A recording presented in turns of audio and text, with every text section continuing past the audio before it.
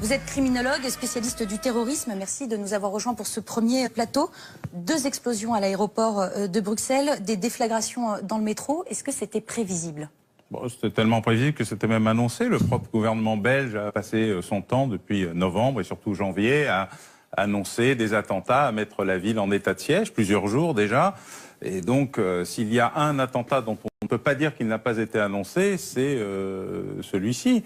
C'est d'ailleurs une des curiosités de ces événements, c'est que tout le monde sait qu'il va y avoir des attentats. On sait même à peu près où les attentats vont avoir lieu. L'État islamique passe un temps fou à nous l'annoncer dans ses revues en français, en anglais, en arabe et autres, à nous le YouTuber. Et nous faisons d'immenses efforts pour ne jamais écouter ce qu'ils nous racontent. Donc oui, il y a une curiosité, mais non, il n'y a aucune surprise. Et les dans ces exécutants attentats étaient fichés en plus. En plus. Comme d'habitude. C'est ce que j'allais dire. Comme Ça fait 20 ans, depuis Khaled Kelkal, qui est le premier hybride, le premier cas de prototype criminel qui passe au terrorisme. D'habitude, on avait des politiques qui utilisaient la violence. Ça, on savait ce que c'était. Oui, Brigade Rouge et compagnie. Tout ça, action directe, on était habitués. On a vu apparaître un truc bizarre avec Khaled Kelkal qui a surpris tout le monde. Tout le monde. Personne ne peut dire qu'il a... Nous, les criminologues, enfin, tout le monde. Bon, après, on a su que ça existait. Et c'est pas ce qu'on a eu. On a eu ce qu'on croit appeler Al-Qaïda, dont nous sommes les inventeurs pour lutter contre les Russes en Afghanistan, et qui est un golem, ça s'est retourné contre nous, comme d'habitude. Mais c'est une organisation, comme disait Donald Rumsfeld, on a les factures, on sait ce que c'est. On l'a inventé, ça s'est retourné contre nous, mais on sait où c'est. Un peu comme l'État islamique, vu par nos amis sunnites. Mais si vous me prenez tout ce que je vais dire, pardonnez-moi. Vous débordez sur le temps de... Enfin, si vous venez pour parler à ma place, je l'avais dit avant de venir. Et donc, vous avez ça. Et puis, ça a disparu jusqu'à Mera. Mera, c'est Kelkal copié-collé. C'est le même. Vous prenez son dossier judiciaire, son dossier criminel. Voilà. Kelkal, où est-ce qu'il est radicalisé? À Bruxelles. 95. Ah, déjà Kelkal? Oui. Kelkal est radicalisé à Bruxelles. C'est là où il passe au GIA pour être un agent du GIA qui devient le groupe salafiste. Déjà. Donc, nous n'avons aucune surprise, c'est rien. Nous n'avons juste une amnésie collective généralisée visant à ne plus jamais nous souvenir de quoi que ce soit. Mais hélas, je dis bien hélas, il n'y a pas de surprise. La bonne nouvelle, par contre, si je peux me permettre de terminer comme ça, c'est que curieusement, ce que les services de renseignement proactifs, qui sont là pour empêcher les attentats et pas pour arrêter les auteurs, ne savent pas faire, la police de papa, informateur, indicateur, interception, perquisition, donne d'excellents résultats. Et alors là, on est dans un paradoxe absolu, c'est que l'inspecteur Google attend désespérément que l'écran lui donne une réponse qu'il n'aura jamais, alors que le policier Clémenceau sort avec son petit carnet de notes, va faire sa perquise, relève des empreintes, écoute l'informateur, écoute l'indicateur et arrête les terroristes. Alors, ça signifie on est dans la... Ça signifie l'erreur, le fétichisme technologique est une erreur. Alors, est-ce que ça signifie qu'à un moment ou à un autre, nous, je parle hors des États-Unis, on s'est aligné sur les Américains qui, eux, ne croient qu'à la technologie? Bien sûr. Et eux, ils l'ont payé, le 11 septembre, ils l'ont payé à Boston, ils l'ont payé à San Bernardino. Est-ce que vous pensez que c'est une des causes de ce dysfonctionnement? On a un sujet assez simple, on a 2 oreilles, pas de cerveau, on a décidé de mettre 4 oreilles pour voir si ça marchait mieux.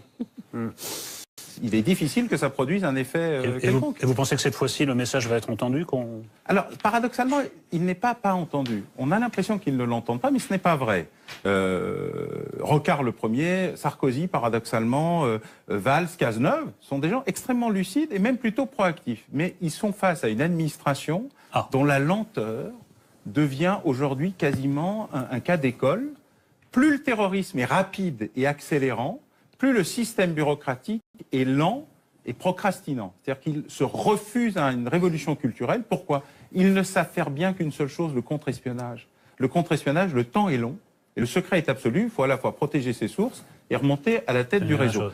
L'antiterrorisme, le temps est court et le partage doit être absolu. Évidemment, quand on devient schizophrène, on ne fait bien que ce qu'on sait faire, du contre-espionnage. Nous n'avons pas de service antiterroriste en Occident. Aucun. Le seul service antiterroriste en Occident créé pour faire l'antiterrorisme est à la police de New York, une police locale. Tous les autres services ne font que du contre-espionnage, avec les méthodes, la culture, l'histoire du contre-espionnage. Il ne se passe donc pas grand-chose, hélas. Je ne veux pas aller trop loin sur cette piste, mais à chaque fois qu'il y a un dysfonctionnement, et pas seulement dans l'antiterrorisme, on met en cause la bureaucratie, que ce soit les finances, l'antiterrorisme, ça devient un peu inquiétant. Ah mais là c'est culturel, c'est pas structurel. Ah bon? C'est pas la faute du fait que ça soit la DGSI, la DCRI, la DST. Quand il y avait DRG en 86-95, il y avait encore des attentats et ça ne changeait rien. La proximité est un sujet au sens de l'humain. Mais la culture... Parce que Trévidic nous a expliqué que, le juge, il nous a expliqué que la fusion des deux services avait été une cata parce que on allait beaucoup moins sur le terrain encore qu'avant. Oui, mais c'est pas la fusion des deux services comme un élément structurel. Il n'aurait jamais fait que du contre-espionnage de toute façon. C'est la fusion des deux services parce qu'elle a oublié l'humain. C'est le fétichisme technologique. C'est pas structurel, c'est pas personnel. Les dirigeants des services sont pas plus cons que les autres, ni plus méchants, ni plus mauvais. Au contraire, d'ailleurs, paradoxalement, ils sont les plus allants. Mais ils vous disent, si je vais trop vite, mon service, il va casser. Parce qu'il a une longue histoire, parce qu'il a une longue culture, parce qu'on sait qu'on a recruté. Et tu ne peux pas subitement envoyer des centaines d'analystes, consultants venus de l'extérieur dans un cadre universitaire, ce qui est le charme de ce qui a été fait à New York et seulement à New York, 50-50, moitié civil, moitié uniforme, parce que tu vas casser le système, il va se bloquer, etc. Et ce n'est pas faux, mais du coup c'est long, lent et extrêmement difficile. Alors on parle d'un FBI européen, ce serait une bonne solution ? Si c'est pour cumuler les défauts de chacun des pays pour en faire un au niveau superstructurel, non. Si c'est pour en faire un vrai outil d'analyse qui concentre le meilleur du cerveau, du conceptuel et de l'opérationnel pour partager d'un côté ce qui est le contre-espionnage qui doit rester secret et qu'on ne partagera jamais. Et de l'autre, les fichiers antiterroristes qu'on peut totalement partager puisqu'il n'y a plus de questions, ce sont en fait des fichiers criminels. 90% des opérateurs sont des criminels connus pour des activités criminelles. C'est de la police judiciaire. C'est d'ailleurs pour ça qu'on ne fait pas la guerre au terrorisme et qu'on doit lui faire la vraie police. Alors oui, ça peut marcher à condition d'avoir un partage des cerveaux et pas simplement une logique de superposition des bureaucraties locales. Alors moi je vous écoute et au début vous avez dit c'est bizarre, à chaque fois on sait très bien que ça va arriver, on sait très bien comment et on oublie à chaque fois et on ne sait jamais le traiter, etc. Et alors je vais vous proposer une hypothèse de réflexion parce que moi je ne me place pas du tout sur le plan technique comme vous. Parce que d'abord, je n'ai pas la compétence et que, en plus, pour moi, le problème, comme toujours, n'est jamais seulement technique. Derrière la technique, il y a une politique et derrière la politique, il y a une mystique, comme disait Peggy. Et donc, je veux voir la politique et la mystique. Et d'après moi, pourquoi la technique ne marche pas? C'est parce qu'on se refuse à voir la politique et la mystique. C'est-à-dire que ces gens-là, ils ne sortent pas de nulle part. Ce n'est pas une création artificielle. Ils sortent de quoi? Ils sortent, de la salafisation massive de l'islam depuis 20 ans, et 2, ils sortent de la massification d'une immigration arabo-musulmane, en particulier marocaine, je vois que maintenant on commence à en parler, dans les pays européens, et en particulier en France et en Belgique, avec la création de quartiers, je ne sais pas comment on peut dire, de villes complètement islamisées, avec une population uniformisée qui a chassé les autres, d'ailleurs souvent grâce à ces petits délinquants dont la porte de sortie théorique et quelquefois morale, une sorte de rédemption, c'est le djihad. On oublie toujours, on nous dit oui mais c'est pas l'islam n'a rien à voir puisqu'ils étaient de mauvais musulmans. Mais justement, ça s'appelle la rédemption. Et la rédemption pour ces petits voyous, pour ces trafiquants, mais bien sûr. Ça marche pas pour Abdeslam, par exemple. Mais bien sûr que si.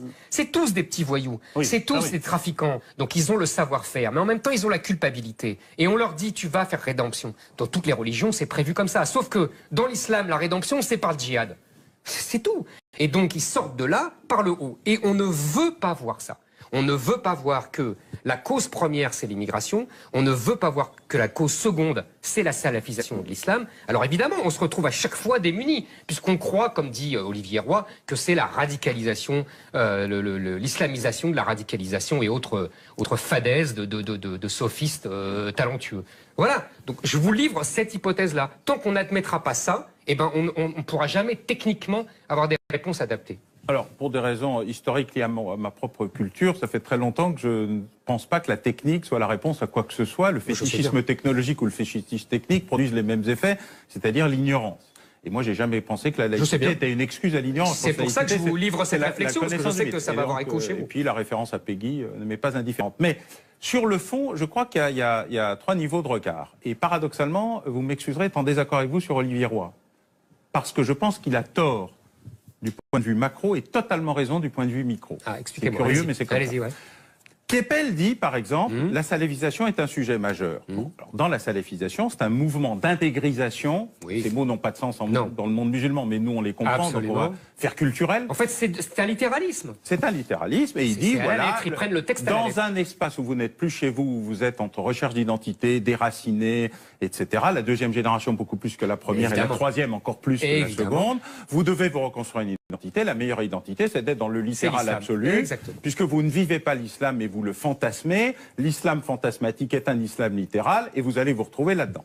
Il y a ceux qui choisissent le djihad intérieur, quiétiste, non mais ça existe. Et puis il y a ceux qui choisissent le djihad de l'épée. C'est comme la blague de c'est les poissons volants, ça existe aussi, et c'est pas la majorité du genre. Alors, chez les salafistes, c'est l'inverse. Voilà, merci. Paradoxalement. Non, chez les salafistes, il y a plus de quiétistes que de djihadistes, parce qu'autrement, on en aurait plusieurs millions. Nous en avons plusieurs. Les uns sont complices des autres, monsieur Bauer. Je ne dis pas le contraire. Non, mais ce que j'explique, c'est le passage à l'acte. Vous m'excusez, j'entends bien le concept de complicité, dans mon métier, c'est important. Mais il y a le passage à l'acte. dans l'eau, vous connaissez aussi. Le passage à l'acte est un sujet important. Or, dans le passage à l'acte, on est encore... Mais l'environnement salafiste aide massivement à ce processus de passage à l'acte.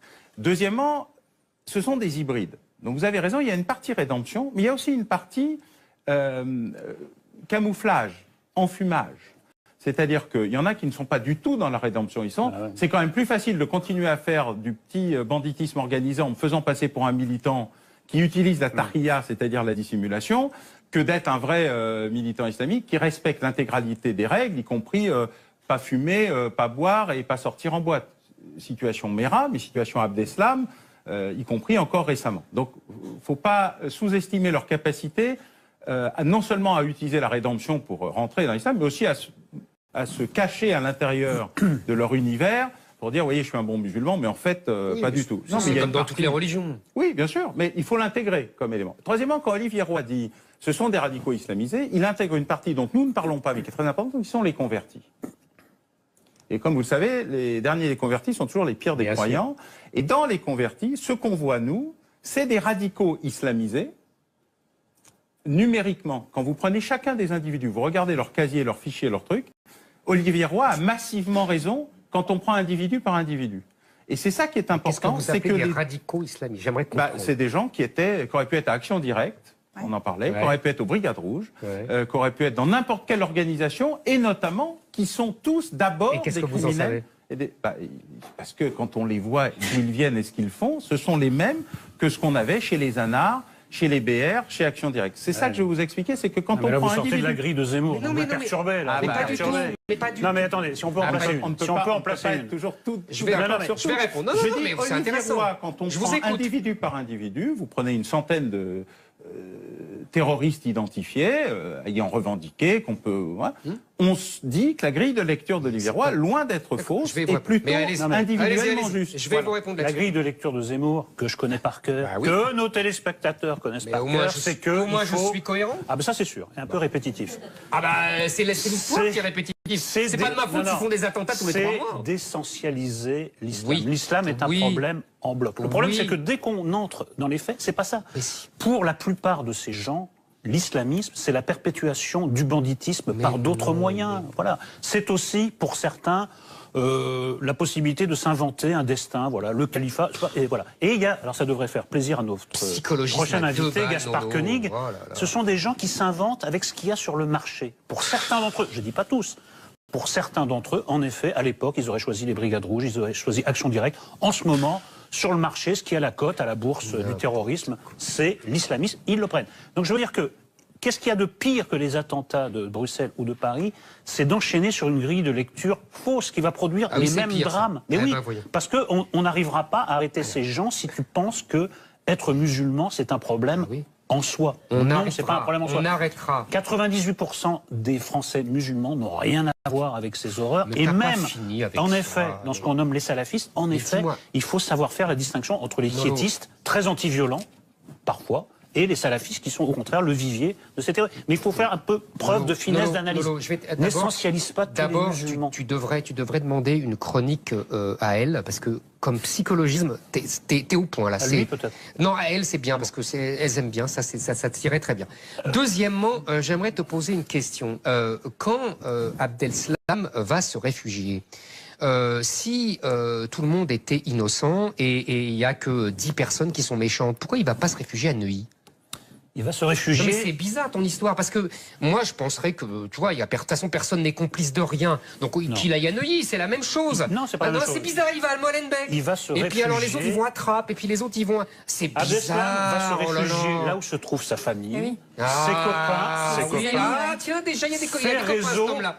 Et moi, j'observe qu'en France, on a mis beaucoup de temps à attraper Colonna, par exemple. Oui, pour c'est exactement la même chose. Pour des réflexes de solidarité alors- qui, là, pour le coup, ne sont pas religieux. Merci de m'apporter Ne de sont pas l'argument. religieux. C'est exactement la même chose. Mais tu vois, tu es essentialiste aussi. Les Corses, c'est pas J'essentialise bien. Oh là là. Mais j'essentialise pas les Oh Corses. là là, mais oui, La tu es plupart des essentialiste, Corses n'ont c'est rien à grave. voir Ah, avec les tiens, c'est attentats, bizarre. etc. Lui aussi, il va se réfugier en Mais non, Corse.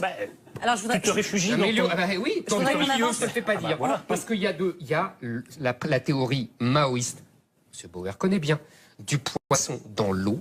Quand il y a beaucoup d'eau, eh ben, les poissons sont à l'aise. Les gens ne Quand sont on pas vide de l'eau. l'eau, les poissons meurent. C'est tout. Les gens ne sont pas de Alors, l'eau. avançons, Bah si, les gens sont de l'eau. un tout petit peu. C'est pour ça que le poisson volant a son utilité. Exactement. Exactement. Et donc, deuxième chose, je Exactement. voulais vous dire, parce que vous m'avez sur Olivier Roy, parce que je continue. C'est très intéressant ce que vous dites. Vous avez tout à fait raison. Ils auraient pu. Je connais pas aussi bien que vous, donc je m'incline très vite. Ils auraient pu être à action directe. Ils auraient pu. Sauf qu'ils se convertissent à l'islam. Et pourquoi ils se convertissent à l'islam, Monsieur Nolo? Oui. C'est parce que leur univers est islamisé. Quand leur univers, dans les années 70, j'ai bien connu, était gauchisé, politisé, marxisé, ils devenaient action directe. Quand leur univers, Mais le après marxisme- 40 ans d'immigration, le marxisme est mort, ça t'a pas échappé. oui, bah justement, pas l'islam, était islamisé, ils s'islamisent. Donc ça ne change Cher encore Zemmour, moins. Vous venez de faire la synthèse que j'essayais d'expliquer entre Bah, la oui. ligne Keppel et la ligne Rouen. Et ben voilà. C'est-à-dire Je que vais leur dire. l'environnement général, macro vu par Voilà. Keppel, la salafisation, c'est-à-dire l'intégrisation d'une partie importante de l'islam est un vrai sujet Voilà. et que du coup, le passage à la radicalisation, même si ce mot ne veut rien Oui, oui, dire, veut rien à dire, l'acte, d'accord. pour dire Ouais. ce que Voilà. j'utilise comme terme, se fait plus facilement dans la mode du moment Mais c'est et normal. l'eau colorée du moment qu'à Voilà. d'habitude. Mais c'est normal, pour ça c'est parce je que dis c'est l'eau. Ben, Mais Olivier parce qu'il y a Roy, l'eau. Olivier C'est-à-dire Roy, en l'univers musulman des analysant... populations. Olivier Roy, en analysant chacun des individus, ce qu'il dit est exact J'ai sur compris. l'islamisation de la radicalité, et que Keppel dit oui, mais c'est rendu possible par un environnement Et général. heureusement qu'on est là. Oui, bah, ça aide. Alors, justement, suite à ces attentats, Manuel Valls On va a leur déclaré... dire parce que Manuel ça va, Valls, ils s'en sortent mal sans nous. Manuel Valls a déclaré « Nous sommes en guerre et subissons depuis plusieurs mois en Europe des actes de guerre ». Il a même rajouté « Nous sommes sans doute à un niveau d'alerte plus élevé qu'autour du 13 novembre ». Déjà, est-ce que c'est vrai? Est-ce qu'il a raison de le dire? Oh, moi, je préfère qu'on dise les choses plutôt qu'on ne les dise pas. De toute façon, vous verriez le procès que vous lui feriez. De toute façon, il y aurait un procès. De toute façon, il le dit pour traumatiser les gens et c'est la politique de la terreur. Ouais. Ou il l'a pas dit, il est coupable. Donc, de toute D'accord. façon, entre deux mots, Il vaut autant mieux quand même le prendre- dire. Autant prendre celui de la responsabilité. En tout cas, moi, je maintiens qu'il faut toujours dire ce qu'on sait, à part dans une enquête où on est en train d'arrêter Oui, bien quelqu'un. sûr, Je pense d'ailleurs bien sûr. qu'il y a beaucoup de gens qui parlent beaucoup trop en Belgique, parce que avoir la télé qui arrive sur les lieux d'une perquise avant la perquise Eh oui, est toujours eh oui, un sujet ça un peu pose un petit compliqué. souci, oui. Mais au-delà de ça, je préfère dire les choses que ne pas les dire. Et oui, le niveau d'alerte est particulièrement élevé. Le seul terme sur lequel Encore j'ai un plus élevé désaccord, Encore bien plus sûr, élevé oui, que oui. autour du La 13 démonstration est là. C'est que, à force de dire que ça Oui. va arriver, ça arrive. Enfin, il y a donc, plus de on risques peut pas qu'il ait reprocher- raison qu'il On peut ait pas tort. reprocher à Charles Michel d'avoir dit le risque est très élevé, ça va péter, et de dire bah, on vous l'avait dit, ça va péter. Hélas. Ça a Ouais. pété, mais du coup, c'est le problème de bon, bah, maintenant qu'on le sait, qu'est-ce qu'on fait pour empêcher que ça arrive et pas seulement pour régler après que ça soit arrivé. Le seul mot qui m'a toujours dérangé, c'est guerre. Je pense qu'eux nous font la guerre, mais que la guerre au terrorisme ne donne aucun résultat, jamais. Pas au Le seul terrorisme, chose- vous avez raison. Voilà, la seule chose qui donne des résultats au terrorisme, c'est justement la police. Et d'ailleurs, la démonstration est faite que quand on fait de la police, on a des résultats, et quand on fait autre chose, on n'en a pas. Mais ce sujet étant traité, il est vraiment... je conçois le message qui est donné par ceux qui veulent faire la guerre au terrorisme, mais je leur explique que ça ne marche jamais, et qu'il vaut mieux traiter... Quitte à dire les choses, autant leur donner un nom. On a traité de ça la dernière fois sur qui est l'ennemi et l'incapacité que nous avons à le dénommer. Là, il faut aller pour dire ce qu'on fait à l'ennemi, ce qu'on doit lui faire, même s'il utilise des moyens de guerre. c'est nous, c'est lui faire la police, parce que c'est la police qui donnera des résultats. La police prédictive pour éviter les attentats, et la police après pour arrêter les auteurs, ceux qui ne se sont pas fait... ce qui n'empêche qu'on leur fait la guerre à l'extérieur aussi. Cette question se pose aussi. Oui, mais on est dans un processus où il y a un État qui a toute la forme d'un État, et donc l'incapacité de dire ce que c'est, en dire, ah non, Daesh, comme si nous parlions arabe, ou Daesh, comme si c'était une lessive, qui est quand même un sujet à peu près perturbant, dans l'incapacité d'une partie de la classe politique à dire les choses. Cet État a un territoire, il a une population, il a une administration, il a une organisation, il a un ministère des attentats, il a une monnaie, il a des finances, il a des réseaux de transport. Il s'appelle État islamique, pas islamiste. Il sait comment il sait comment il s'appelle. Et donc il a à peu près toutes les caractéristiques d'un État. Alors on peut dire l'autoproclamé État, le pseudo-État, on peut raconter tout ce qu'on veut en adjectivant et pas seulement en essentialisant. Est-ce qu'il faut faire à la fois la police à l'intérieur et la guerre à l'extérieur, où il faut laisser tomber le front extérieur? C'est ça ma question. La question, elle se posait avant, maintenant elle ne se pose plus. C'est trop tard. Voilà, vous pensez. Mais quand l'État islamique vous a dit ne venez pas nous chercher parce que vous le payerez très cher, ils nous ont prévenus plusieurs fois. L'enlèvement de Gardel et son assassinat, c'était le dernier en Algérie. C'était le dernier message de l'État islamique, ne venez pas nous chercher. L'État islamique dit, écoutez, du temps de Chirac, vous aviez décidé de ne faire aucune des conneries qui ont été faites depuis, où que ce soit, parce que vous faites ce que les Américains font et qui déclenche le chaos pour l'éternité. Mais si vraiment c'est ce que vous voulez, eh bien la guerre, ça n'est pas un jeu vidéo à 10 000 km de distance et à 10 000 mètres de hauteur, vous en payerez le prix et ce sera le prix du sang. Aujourd'hui, ce que l'État islamique fait, c'est desserrer l'étau, justement. Parce que, non pas la guerre que nous menons, mais la guerre que les Kurdes mènent, les miliciens, les Syriens, les Russes, enfin tout le monde sauf nous, dans la réalité. La guerre... C'est un peu excessif. J'ai pas le sentiment que nous ayons des troupes au sol, ou alors j'ai loupé un épisode. C'est ça la guerre. Et puis nos bombardements, c'est peanuts et avec des américains. Les bombardements ciblés sont plutôt efficaces, mais dans la réalité, ça n'est pas Dresde. Non, mais les Russes, c'est plutôt Dresde. Voilà. La réalité, c'est que ils nous ont prévenus, ils nous l'ont dit, nous avons fait un choix. Alors, on discute du choix, mais de toute façon, c'est trop tard. Maintenant, on est solidaire du choix qui a été fait. Et donc là, vous n'avez pas d'autre option que d'aller jusqu'au bout. Voilà. Ok. Merci beaucoup. Merci Alain Bauer d'être venu sur ce plateau. Bonsoir Alain Bauer. Vous êtes criminologue et spécialiste du terrorisme. Merci de nous avoir rejoints pour ce premier plateau. 2 explosions à l'aéroport de Bruxelles, des déflagrations dans le métro. Est-ce que c'était prévisible ? C'était tellement prévisible que c'était même annoncé. Le propre gouvernement belge a passé son temps depuis novembre et surtout janvier à annoncer des attentats, à mettre la ville en état de siège, plusieurs jours déjà. Et donc, s'il y a un attentat dont on ne peut pas dire qu'il n'a pas été annoncé, c'est celui-ci. C'est d'ailleurs une des curiosités de ces événements, c'est que tout le monde sait qu'il va y avoir des attentats. On sait même à peu près où les attentats vont avoir lieu. L'État islamique passe un temps fou à nous l'annoncer dans ses revues en français, en anglais, en arabe et autres, à nous le YouTuber. Et nous faisons d'immenses efforts pour ne jamais écouter ce qu'ils nous racontent. Donc oui, il y a une curiosité, mais non, il n'y a aucune surprise. Et les dans ces exécutants attentats étaient fichés en plus. En plus. Comme d'habitude. C'est ce que j'allais dire. Comme ça fait 20 ans, depuis Khaled Kelkal, qui est le premier hybride, le premier cas de prototype criminel qui passe au terrorisme. D'habitude, on avait des politiques qui utilisaient la violence. Ça, on savait ce que c'était. Oui, Brigade Rouge et compagnie. Tout ça, action directe, on était habitués. On a vu apparaître un truc bizarre avec Khaled Kelkal qui a surpris tout le monde. Tout le monde. Personne ne peut dire qu'il a... Nous, les criminologues, tout le monde. Bon, après, on a su que ça existait. Et c'est pas ce qu'on a eu. On a eu ce qu'on croit appeler Al-Qaïda, dont nous sommes les inventeurs pour lutter contre les Russes en Afghanistan, et qui est un golem, ça s'est retourné contre nous, comme d'habitude.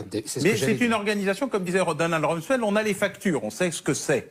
On l'a inventé, ça s'est retourné contre nous, mais on sait où c'est. Un peu comme l'État islamique, vu par nos amis sunnites. Mais si vous me prenez tout ce que je vais dire, vous débordez sur le ton de... Enfin, si vous venez pour parler à ma place, je l'avais dit avant de venir. Et donc vous avez ça. Et puis ça a disparu jusqu'à Mera. Mera, c'est Kelkal copié-collé. C'est le même. Vous prenez son dossier judiciaire, son dossier criminel. Voilà. Kelkal, où est-ce qu'il est radicalisé? À Bruxelles. 95. Ah, déjà Kelkal? Oui. Kelkal est radicalisé à Bruxelles. C'est là où il passe au GIA pour être un agent du GIA qui devient le groupe salafiste. Déjà. Donc, nous n'avons aucune surprise, c'est rien. Nous n'avons juste une amnésie collective généralisée visant à ne plus jamais nous souvenir de quoi que ce soit. Mais hélas, je dis bien hélas, il n'y a pas de surprise.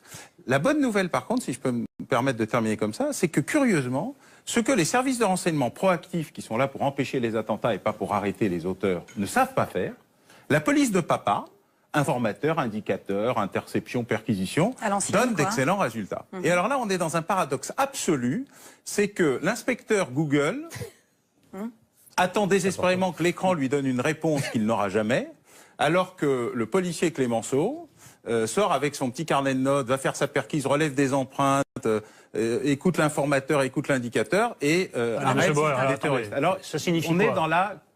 Ça signifie L'erreur, le fétichisme technologique est une erreur. Alors, est-ce que ça signifie qu'à un moment ou à un autre, nous, je parle hors des États-Unis, on s'est aligné sur les Américains qui, eux, ne croient qu'à la technologie? Bien sûr. Et eux, ils l'ont payé le 11 septembre, ils l'ont payé à Boston, ils l'ont payé à San Bernardino. Est-ce que vous pensez que c'est une des causes de ce dysfonctionnement? On a un sujet assez simple, on a 2 oreilles, pas de cerveau, on a décidé de mettre 4 oreilles pour voir si ça marchait mieux. Il est difficile que ça produise un effet quelconque. Et vous pensez que cette fois-ci, le message va être entendu Alors, paradoxalement, il n'est pas entendu. On a l'impression qu'ils ne l'entendent pas, mais ce n'est pas vrai. Rocard le premier, Sarkozy, paradoxalement, Valls, Cazeneuve, sont des gens extrêmement lucides et même plutôt proactifs. Mais ils sont face à une administration dont la lenteur devient aujourd'hui quasiment un cas d'école. Plus le terrorisme est rapide et accélérant, plus le système bureaucratique est lent et procrastinant. C'est-à-dire qu'ils se refusent à une révolution culturelle. Pourquoi? Ils ne savent faire bien qu'une seule chose, le contre-espionnage. Le contre-espionnage, le temps est long et le secret est absolu. Il faut à la fois protéger ses sources et remonter à la tête du réseau. L'antiterrorisme, le temps est court et le partage doit être absolu. Évidemment, quand on devient schizophrène, on ne fait bien que ce qu'on sait faire, du contre-espionnage. Nous n'avons pas de service antiterroriste en Occident. Aucun. Le seul service antiterroriste en Occident créé pour faire l'antiterrorisme est à la police de New York, une police locale. Tous les autres services ne font que du contre-espionnage avec les méthodes, la culture, l'histoire du contre-espionnage. Il ne se passe donc pas grand-chose, hélas. Je ne veux pas aller trop loin sur cette piste, mais à chaque fois qu'il y a un dysfonctionnement, et pas seulement dans l'antiterrorisme, on met en cause la bureaucratie, que ce soit les finances, l'antiterrorisme, ça devient un peu inquiétant. Ah mais là c'est culturel, c'est pas structurel. Ah bon? C'est pas la faute du fait que ça soit la DGSI, la DCRI, la DST. Quand il y avait DRG en 86-95, il y avait encore des attentats et ça ne changeait rien. La proximité est un sujet au sens de l'humain. Mais la culture... Parce que Trévidic nous a expliqué que, le juge, il nous a expliqué que la fusion des 2 services avait été une cata parce que on allait beaucoup moins sur le terrain encore qu'avant. Oui, mais c'est pas la fusion des 2 services comme un élément structurel. Il n'aurait jamais fait que du contre-espionnage de toute façon. C'est la fusion des 2 services parce qu'elle a oublié l'humain. C'est le fétichisme technologique. C'est pas structurel, c'est pas personnel. Les dirigeants des services sont pas plus cons que les autres, ni plus méchants, ni plus mauvais. Au contraire, d'ailleurs, paradoxalement, ils sont les plus allants. Mais ils vous disent, si je vais trop vite, mon service, il va casser. Parce qu'il a une longue histoire, parce qu'il a une longue culture, parce qu'on sait qu'on a recruté. Et tu ne peux pas subitement envoyer des centaines d'analystes, consultants venus de l'extérieur dans un cadre universitaire, ce qui est le charme de ce qui a été fait à New York et seulement à New York. 50-50, moitié civil, moitié uniforme. Parce que tu vas casser le système, il va se bloquer, etc. Et ce n'est pas faux. Mais du coup, c'est long, lent et extrêmement difficile. Alors, on parle d'un FBI européen. Ce serait une bonne solution? Si c'est pour cumuler les défauts de chacun des pays pour en faire un au niveau superstructurel, non. Si c'est pour en faire un vrai outil d'analyse qui concentre le meilleur du cerveau, du conceptuel et de l'opérationnel, pour partager d'un côté ce qui est le contre-espionnage qui doit rester secret, qu'on ne partagera jamais. Et de l'autre, les fichiers antiterroristes qu'on peut totalement partager, puisqu'il n'y a plus de questions, ce sont en fait des fichiers criminels. 90% des opérateurs sont des criminels connus pour des activités criminelles. C'est de la police judiciaire. C'est d'ailleurs pour ça qu'on ne fait pas la guerre au terrorisme et qu'on doit lui faire la vraie police. Alors oui, ça peut marcher.